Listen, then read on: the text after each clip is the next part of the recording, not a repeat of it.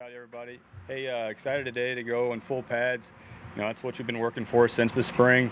It's now going to be real football. So, different positions show up, when the pads come on. So excited for that physical part of the game. Other than that, we're just trying to get one day better. We're trying to have a great practice today and then just stack days, like I said before. That's our mindset right now.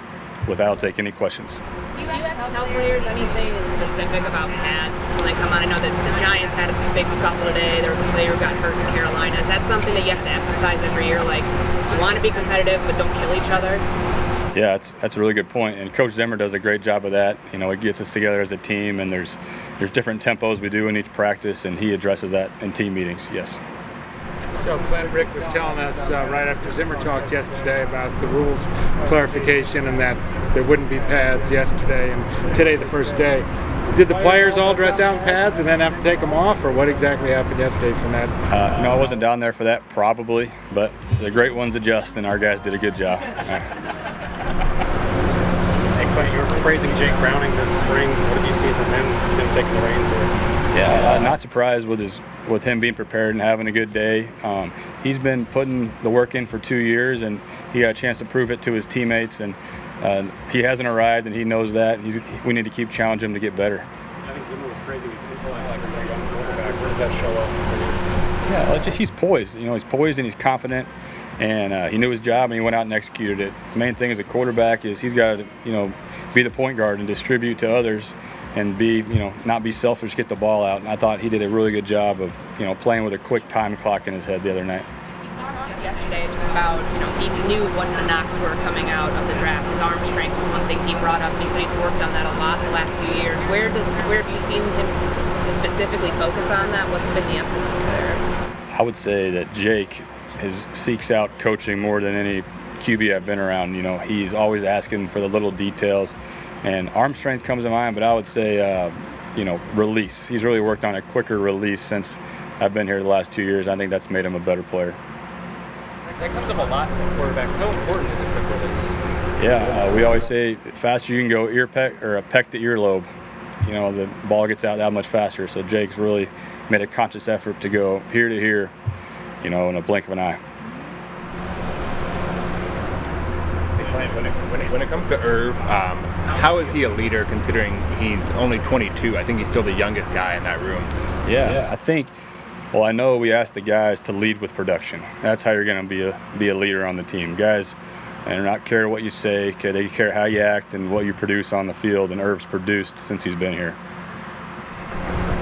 Clint, when it comes to Jake Browning, what does it show you when you're sort of ready on a moment's notice? You're the son of a backup quarterback, right? How important is that? Yeah, it's part of the job description as the backup, so that's the expectation for those guys.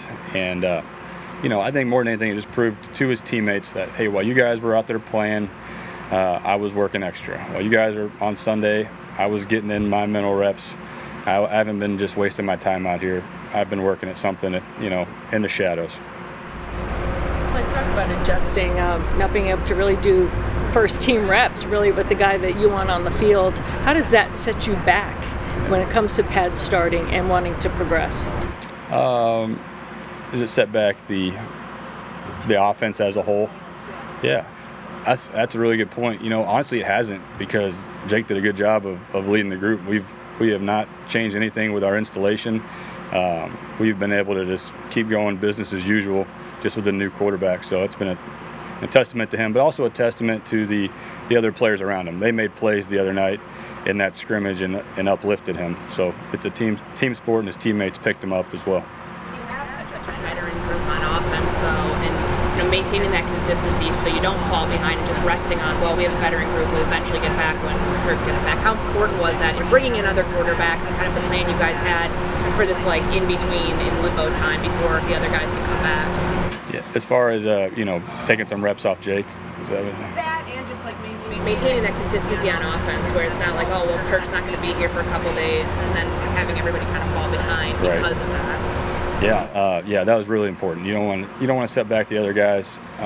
So our personnel did a great job of acting quickly and giving us, some guys to come in immediately and help take some reps off Jake, so he's not out there throwing his arm out. But that's as an assistant coach, and the young guys that are working behind the scenes, like we're always getting those other players ready, because this stuff happens, and that's part of your job. You got to get the next guy ready, and so I think Andrew Janoko has done a great job, and it's not just the quarterback room. Okay, it's the young receivers that are stepping up now. It's the young tight ends. It's like the Brandon Dillons of the world, with Coach Periani working with them. It's across the board. Every position coach. That's our job, to get the next guy ready, because guys get hurt. This stuff happens. Kellen, being a rookie, what kind of challenges are you facing? You're missing maybe up to 10 days, and how involved have you tried to stay with him, just in terms of the playbooks and things? It is a tough circumstance for him. We'll make the best of it. Keep challenging him in our virtual meetings, and he's done a great job with that, staying prepared.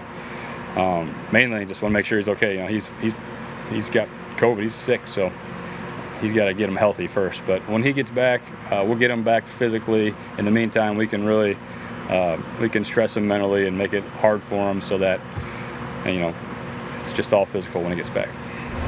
Klint, what kind of strides do you want to see from Darren Bradbury this year?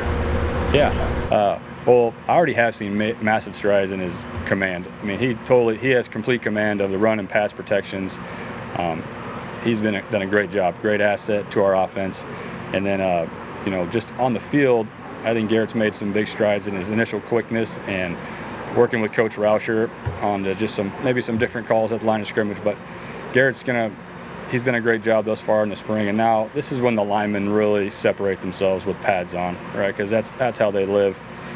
And so these next practices are going to be important for him and all the offensive line.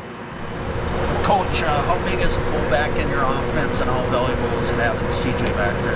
Yeah, he's just an extension of the offensive line, the fullback. It's very important in our offense. CJ Ham has been the standard from any fullback that I've ever been around. Can't say enough good things about him. And Coach Kennedy's training a good one behind him, and Jake. What you saw last year as far as the offensive line, what do you think needs to improve to actually get that measuring stick up a little bit? To improve the O-line, we're focusing on a lot of things. Coach Rauscher is really always stressing the pocket, the interior of the pocket. That's one thing that's important to us.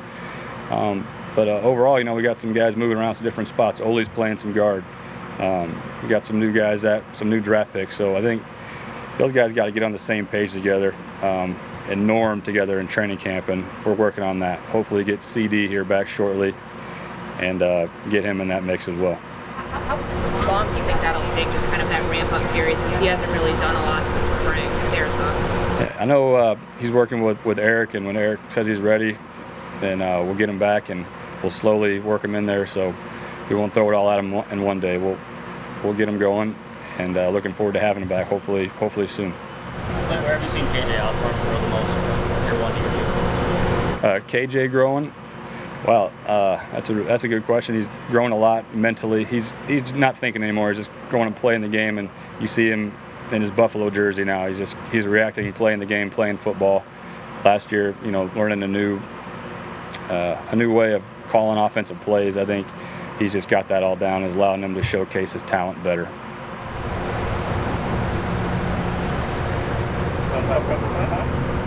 Klint, when you look at having competitions at guard or maybe tackle when Christian gets back, is that something that you want to have ironed out for a little bit going into the regular season, or can you take it to the last day? I think in a perfect world, yes, you'd love to have them ironed out. It's not our situation, probably not a lot of team situation, but it is important that we continue to give those guys different spots so that something happens on game day, we're ready to adjust.